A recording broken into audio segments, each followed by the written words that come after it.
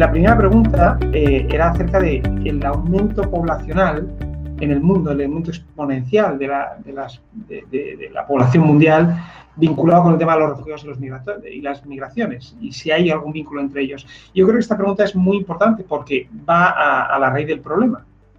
El por qué estamos viviendo en estos momentos este fenómeno desmesurado de migraciones y de refugiados, sobre todo. Yo, cuando hablo de la realidad de los refugiados y de las migraciones, siempre creo que hay que analizarla desde tres puntos de vista, desde tres orígenes, y que han estado ahí a lo largo de toda la historia de la humanidad, pero que ahora se han incrementado. Uno de ellos es el asunto del cambio climático, es decir, el deterioro medioambiental está provocando que algunos lugares del mundo estén padeciendo cambios medioambientales, irregularidad en el patrón de lluvias o desastres naturales, lo que en inglés se llama rapid onset, es decir, de desarrollo rápido, y esto está provocando que la gente se tenga que mover.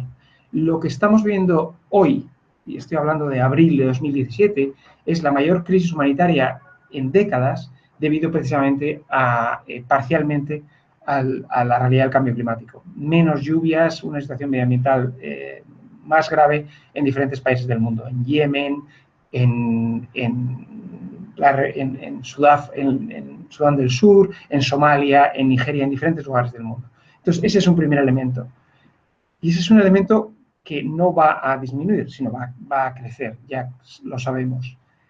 El segundo es el de los conflictos y en ese sentido vivimos en un mundo, no es justo decir que vivimos en un mundo mucho más violento que el mundo que nos precedió, pero sí vivimos en un mundo terriblemente violento. Y las nuevas guerras, principalmente en Oriente Medio, en algunas partes de África, están provocando que cada vez más gente se tenga que mover. Si a esto le añades la realidad de violencia que no es violencia de conflicto, de guerra, sino que es violencia más urbana, pero que está afectando de forma terrible a la vida de muchísima gente, es el caso en algunas partes de Centroamérica, o violencia latente, violencia política en lugares como Myanmar o en la República del Congo, la República Democrática del Congo, vemos que la gente se tiene que ir porque no puede llevar a cabo una vida pacífica, porque temen por su vida, por sus bienes y por la de sus hijos. Y el tercer elemento, y acabo directamente en la pregunta, es el tema de la demografía, y la demografía vinculada a la expectativa de las personas. Y ciertamente vivimos en un mundo donde, para que os hagáis una idea, en los últimos 45 años, prácticamente cada docena de años el mundo ha ido incrementando su población en 1.000 millones de personas.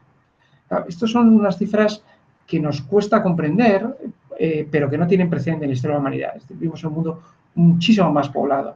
Pero al mismo tiempo vivimos en un mundo mucho más envejecido en algunas partes.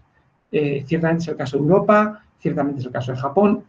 Hay lugares del mundo que están envejeciendo. Entonces, si ponéis esos dos elementos juntos, explosión demográfica en algunas partes, con muchísima más gente joven, y implosión demográfica en otros, con mucha gente más vieja, más mayor, casi hay una ley natural que conduce a que unos vayan a otros lugares donde hay más riqueza, menos gente o gente más mayor. Y eso lo estamos viendo ahora mismo. Eso está vinculado al fenómeno de la desigualdad económica. Estamos viviendo en un mundo donde en los últimos 50 años se ha creado una cantidad enorme de riqueza. Es decir, somos globalmente mucho más ricos de lo que éramos hace medio siglo, pero al mismo tiempo la pobreza se ha incrementado en diferentes lugares del mundo, por ejemplo en África. Y esto hay una razón para ello, que es la desigualdad. Entonces, si metes todos estos elementos juntos, cambio climático, violencia, explosión demográfica, envejecimiento de las poblaciones y desigualdad, a todos estos elementos hacen que la gente se mueva. Y estamos viendo una cantidad sin precedentes en el número de migrantes, de personas que abandonan sus hogares. De nuevo, las cifras bailan, pero hay entre 240 y 270 millones de migrantes en el mundo ahora mismo, y luego el problema real y dramático de los refugiados. Refugiados por causa de la violencia, es decir, refugiados que cumplen la definición clásica de la Convención de Refugiados del año 51, personas que huyen porque temen por su seguridad, y refugiados lo que llamamos refugiados medioambientales, personas que huyen porque su medio de vida, su lugar de origen, no permite que sigan por una vida normal. Y todos estos elementos nos llevan a la situación actual. Claro, si los tomas separadamente, es más fácil de hacerles frente. Si los tomas en su conjunto, la conclusión a la que llegas es una. Este fenómeno, esta realidad, este drama, no es pasajero. Ni siquiera se puede solucionar por medio de unas pocas políticas acertadas. Es un problema con el que la humanidad va a convivir, está conviviendo, y que va a definir ciertamente el siglo XXI. Y yo creo que por eso es tan urgente que establezcamos este debate y este intercambio de ideas. Nadie sabe, es un fenómeno tan antiguo y al mismo tiempo tan reciente que nadie sabe en el mundo cómo hacerle frente. Esto en cuanto a toda la realidad del origen. Ya os digo que es muy extraño esto de hablar y que no tener una cara delante y que te diga, no estoy de acuerdo con eso, no. O, oye, ¿qué opinas sobre aquello? Pero voy a continuar con otras de vuestras preguntas, porque varios de vosotros habéis preguntado esta realidad tan dramática, ¿cómo la trasladamos a las escuelas? Es decir, ¿cómo hacemos para que los niños de hoy tomen conciencia del problema que se está viviendo en el mundo? Y yo creo que hay dos niveles distintos. El primero es el de los niños pequeños, y un nivel completamente distinto es el de los niños chicos que ya están en secundaria y en la escuela terciaria.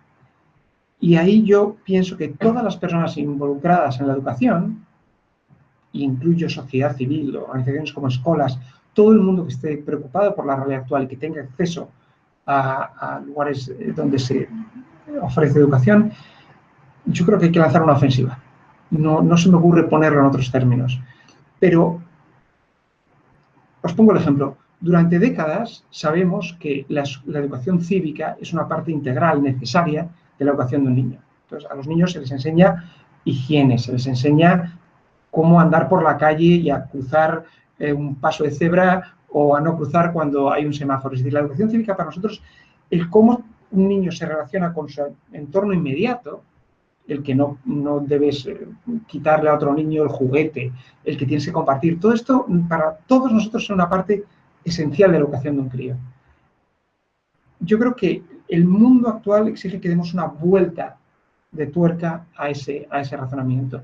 Del mismo modo que hasta ahora entendíamos que la relación de un niño con su entorno inmediato era esencial y que era tan importante que aprendiera a convivir como era importante que aprendiera matemáticas y lengua, el mundo del hoy y del mañana nos exige que los niños aprendan a convivir con su entorno, un entorno mucho más amplio y mucho más diverso. Ya no es posible educar exclusivamente en civismo, hay que educar en diversidad. Y hay que contarles a los niños que el mundo en el que viven es diverso, que hay otras personas y que hay que aprender a convivir con estas personas. Y que es un desafío, pero que es absolutamente necesario. Y hacerles que vivan y compartan los problemas de otras personas, que no están cerca, que están lejos, que son distintos, que tienen diferente color de piel, diferente religión, pero que entiendan que forman parte de ese mundo. Y esto que yo creo que en el pensamiento de todo el mundo es evidente, hay que traducirlo en la escuela a verdad, a horas, a clases. Y esto tienen que reflexionar todos los profesores, creo yo. Es cómo introduzco esta realidad de forma que no sea agresiva para los niños. No quieres que un niño de 5, 6, 7 años u 8 años viva angustiado por lo que sucede en Somalia. Pero sí hay que explicarle que el mundo es diverso y que el mundo en el que viven es un lugar en el cual pasan cosas terribles y que hay gente que está sufriendo y que su deber, el deber de todo ser humano, es sentir empatía hacia esa persona, es de alguna manera comulgar con la realidad de otras personas. Es mucho más fácil decir esto que hacerlo. Pero ¿cómo hacemos de este tema una parte troncal de la educación de un niño es absolutamente esencial.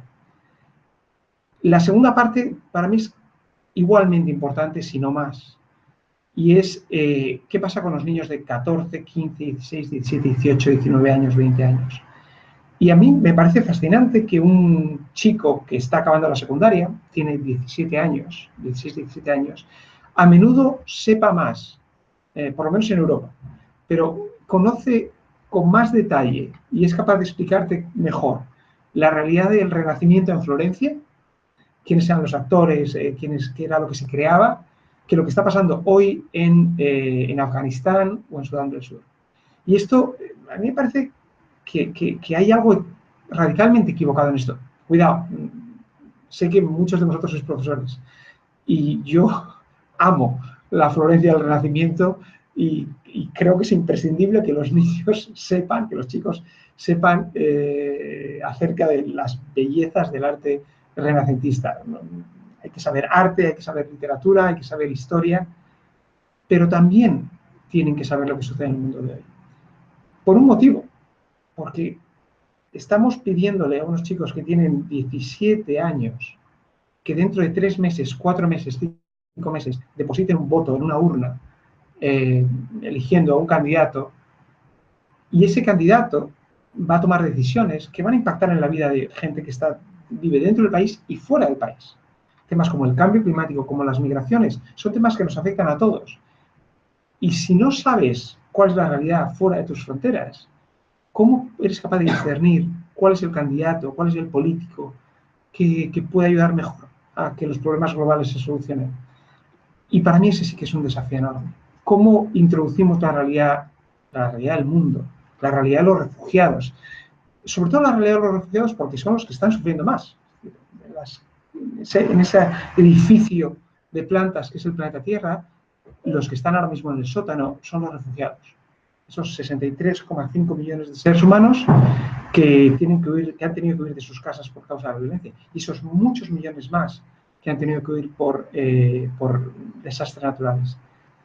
¿Cómo hacemos que esta realidad penetre en las escuelas secundarias, en las universidades, que los chicos del mundo lo introduzcan como un elemento de reflexión, de preocupación, de inquietud, y que lo metan en su ecuación ideológica, en esa que todo chico se forma cuando empiezas a cumplir 14, 15, 16 años, tu ideología, tu sensibilidad social se forma?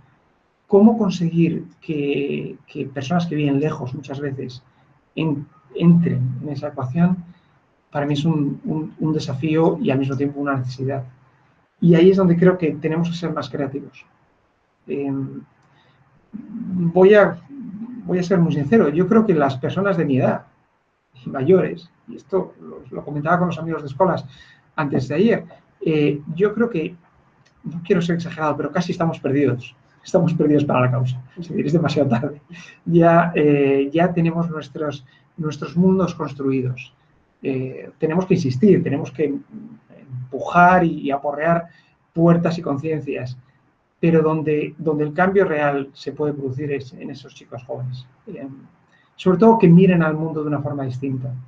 Cuando paso por Europa, cuando voy a Estados Unidos, cuando ando por diferentes lugares del mundo, lo que veo en la gente de mi generación es miedo, es desconfianza, es un sentimiento de un deseo de apartar al otro. Y esto no es consustancial al ser humano. El ser humano no tiene por qué ser agresivo con respecto a la persona que necesita. Es una construcción educativo, social, cultural, y esa construcción se puede cambiar. Con otros cimientos, con otras herramientas, con otros discursos, se pueden cambiar. El ejemplo de falta de solidaridad, de falta de moral, que ahora mismo Europa está proyectando al mundo, y Estados Unidos también, por cierto, no siempre ha sido así. Hemos vivido y hemos conocido sociedades mucho más generosas. Ahora mismo estoy en Argentina y hablando sobre la respuesta de Argentina a la crisis de los refugiados sirios, por ejemplo, los ecos que me llegan, los ejemplos que me llegan son de mucha mayor generosidad, en la inmensa distancia de lo que estamos viendo en Europa. Es cierto que las cifras son infinitamente más manejables, mucho más manejables, pero es un principio, es un principio moral distinto el que empuja la acción del que estamos viendo en España. En España, en Europa, en Estados Unidos, en general en el mundo.